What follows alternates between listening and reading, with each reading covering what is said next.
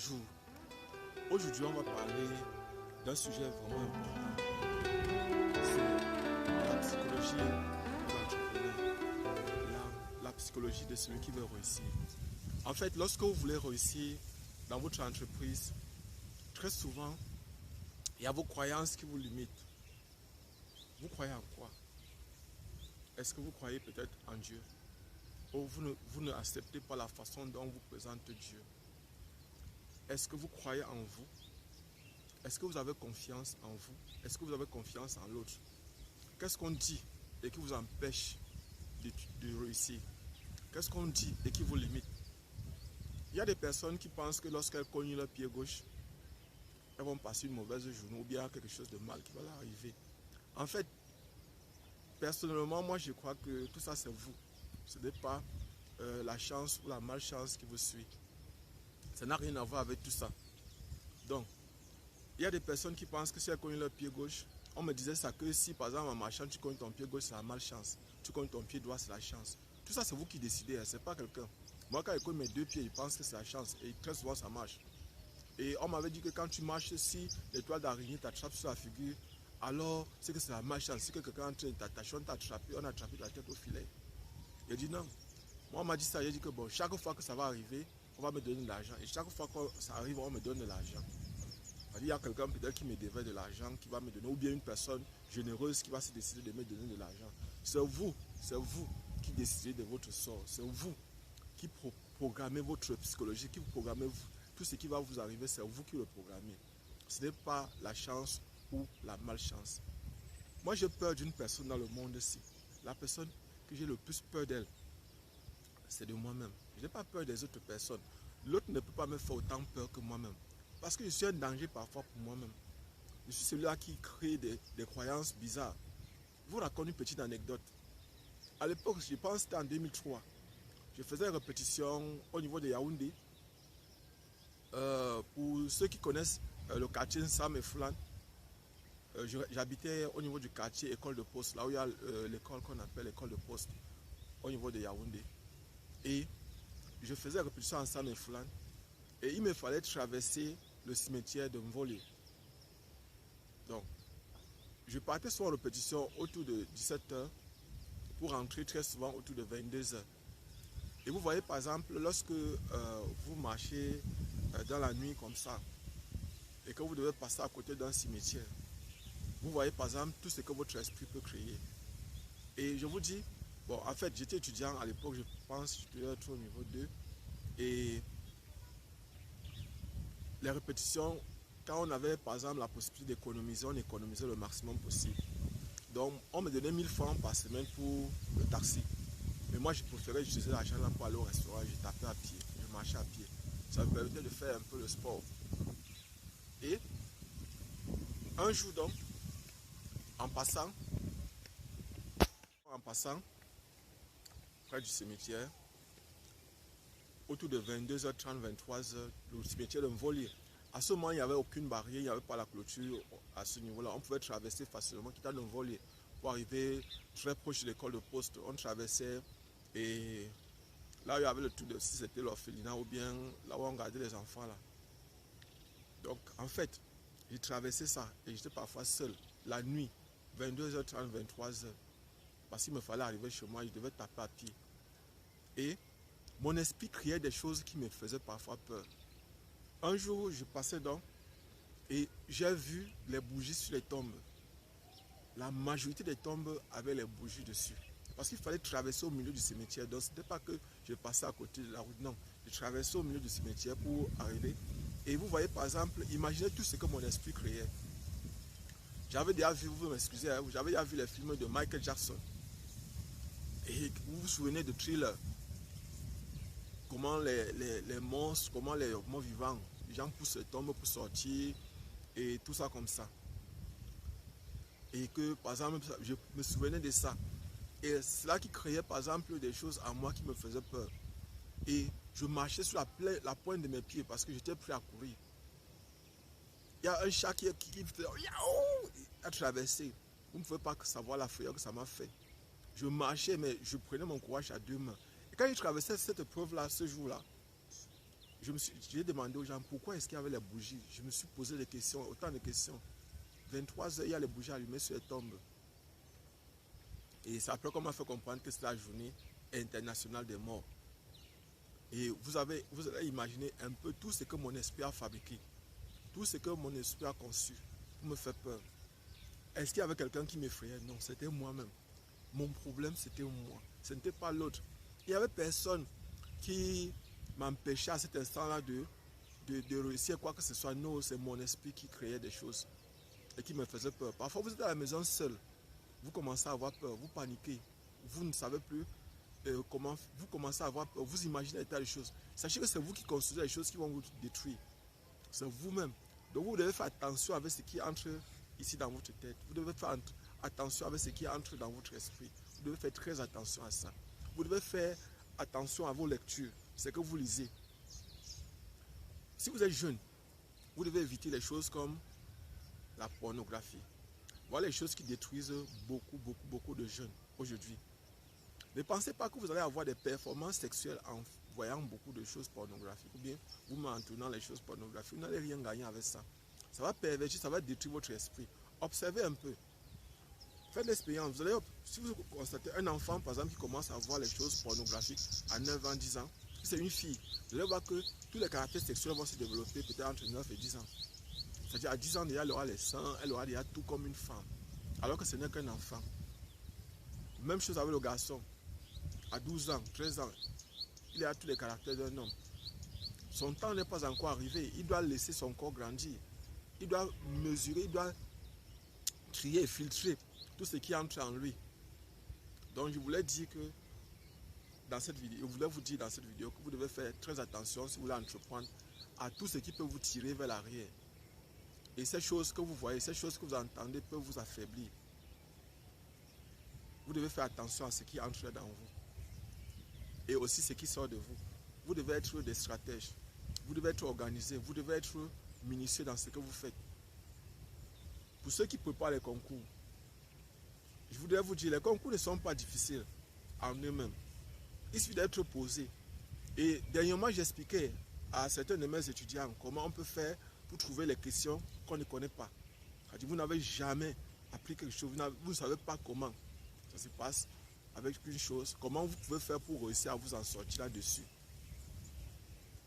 Beaucoup de gens pensent que quand on leur pose des questions en classe, c'est simplement parce qu'on veut que ces gens-là donnent absolument des bonnes réponses. Non, pas absolument. Dans une autre vidéo, je vous dirai comment il faut procéder pour répondre à une question quand vous ne connaissez pas la réponse et que vous allez trouver. En fait, ça sont des astuces que, avec l'expérience, on a appris. Ce sont des choses que si vous expérimentez, vous serez capable de faire. J'ai dû faire attention avec ce qui entre en vous. Faites attention avec vos fréquentations, ce que vous voyez. Vos émissions de télé, vous devez les trier. Vous allez m'excuser, je vais dire quelque chose qui risque de choquer beaucoup. Je ne vois pas la télé. Je ne suis pas non plus la radio. Mais je suis plus informé que beaucoup qui suivent la radio et qui suivent la télé. Pourquoi? Parce que personnellement, je dois chaque fois savoir qu'est-ce que ça m'apporte. Est-ce que ça me permet de progresser? Est-ce que ça me permet d'évoluer? Est-ce que ce que je suis en train de faire là, c'est pour le bien de l'humanité? Est-ce que c'est pour le bien d'abord? Est-ce que c'est d'abord pour mon propre bien? Est-ce que c'est le bien de mon environnement immédiat? Est-ce que c'est le bien de mon pays? Est-ce que c'est le bien de l'Afrique? Est-ce que c'est le bien du monde? Est-ce que ce que je suis en train de faire peut contribuer à améliorer les situations des gens? Sinon, je ne le fais pas. Et je voudrais aussi vous annoncer une bonne nouvelle. Une très très bonne nouvelle. C'est que ce matin, mon bailleur m'a demandé d'apporter les clés de sa maison, la salle où j'ai l'habitude de faire les répétitions. Et franchement, c'est une très bonne nouvelle parce que enfin on va se lancer. Je faisais une erreur très grave, c'est qu'il m'attachait trop aux détails. Je dois passer à une autre étape. Et je pense que c'est peut-être Dieu qui est en train de m'aider cette fois-ci. Parce que je dois quitter de ce niveau-là pour arriver à une autre étape. Il faut qu'on entre en immersion, il faut qu'on parte qu'on se mette à faire des expériences. Et des expériences qui soient encore meilleures que celles qu'on a fait jusqu'à présent. Ça ne veut pas dire que je vais cesser de vous aider en ce qui concerne les mathématiques, en ce qui concerne les physiques, en ce qui concerne la chimie, en ce qui concerne la biochimie. Non, nous allons continuer à travailler. Je vais continuer à vous montrer l'exercice. On va continuer à travailler. Donc aujourd'hui, c'est cette nouvelle-là que je voulais vous annoncer que enfin, notre salle ne nous appartient plus. Et que maintenant nous allons faire, on va passer à un autre niveau. Les répétitions vont se faire autrement maintenant. Vous voyez un peu. Et il faut toujours voir une chose, ce qui est positif. Ne regardez jamais ce qui est négatif en une chose. Parce que même si un jour on veut vous atteindre, c'est-à-dire des gens veulent vous faire du mal, en fait, si vous n'êtes attaché à rien, ni à personne, ça sera difficile qu'on vous fasse du mal. Et je vous ai dit, la plus grande menace, c'est vous-même. Ce n'est pas l'autre. Parce que c'est vous qui représentez une grande menace pour vous-même. Donc faites attention avec ce qui entre. Je continue à dire ça. Faites attention, très attention avec ce qui entre en vous. Regardez toujours ce qu'il y a de positif dans une chose qui vous arrive. Ne regardez jamais ce qui est négatif. Parce que ce qui est négatif va vous freiner, ça va vous empêcher d'évoluer. Observez toujours, regardez toujours quelque chose de positif. Quelqu'un va vous faire du mal, mais il ne sait pas que ce mal-là, c'est le bien qu'il est en train de vous faire. Parfois, parce que vous-même, vous avez cherché à vous créer du mal, c'est-à-dire à vous faire du mal vous-même. Mais cette personne-là, en pensant vous contribuer à vous faire du mal, est en train de participer à votre essor, à votre réussite. Donc, nous allons trouver certainement des salles plus meilleures que celles dans lesquelles on travaillait d'habitude. Parce que cette salle était très limitante selon moi. Elle n'était pas salubre. Et personnellement, il y a plein de choses qu'on ne pouvait pas faire dans cette salle-là. Et maintenant, nous allons trouver des salles plus high, des salles plus meilleures, en fait, avec un haut standing. Bon, c'est vrai, la salle permettait de faire les répétitions à tout le monde, c'est-à-dire même celui qui n'avait pas l'argent de travailler avec nous. Mais actuellement, vous voyez vous-même, on va continuer à vous aider, on va continuer à faire un travail social. Mais vous savez, il faudra que vous fassiez un peu plus d'efforts. Parce que maintenant, il nous faudra trouver de nouvelles salles. Et actuellement, nous ne possédons pas suffisamment de moyens pour pouvoir construire des bâtiments. Nous ne possédons pas les moyens, vous le savez. Parce que ce qu'on fait, c'est carrément des actions sociales purement. Parce que lorsqu'on demande à un étudiant de donner 200 francs pour 2 heures de cours, travailler avec un étudiant 200 francs, qui paye 200 francs, vous-même vous voyez que c'est une aide qu'on est en train d'apporter. Même au lycée, on ne le fait pas. Mais au niveau de l'université, nous permettons aux gens de venir travailler avec nous à des prix vraiment très très très faibles. C'est-à-dire, c'est carrément un travail purement social. Et ils le savent.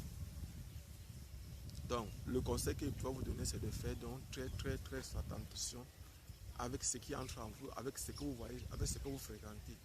Vous êtes jeune, vous avez votre avenir à bâtir. Regardez tout ce qu'il y a de positif dans tout ce qui vous arrive. Il y a des gens qui ont échoué au baccalauréat.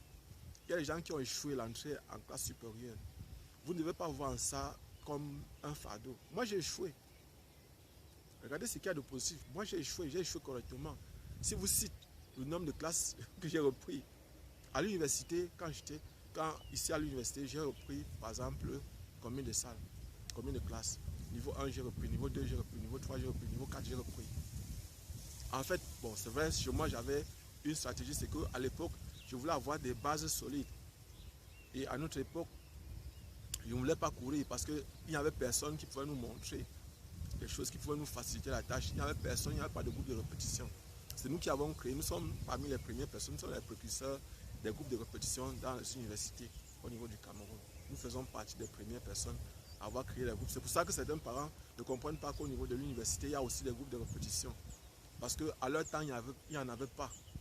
C'est nous qui avons créé, parce qu'on s'est dit, il faut que notre pays soit fort, il faut que notre université soit forte, il faut que les gens soient bien formés, il faut que par exemple nous complétons ce que les enseignants font déjà. Nous sommes des répétiteurs, nous ne sommes pas, on ne les remplace pas, on ne remplace pas les enseignants des amphis ou des écoles, nous ne les remplaçons pas, nous sommes des répétiteurs.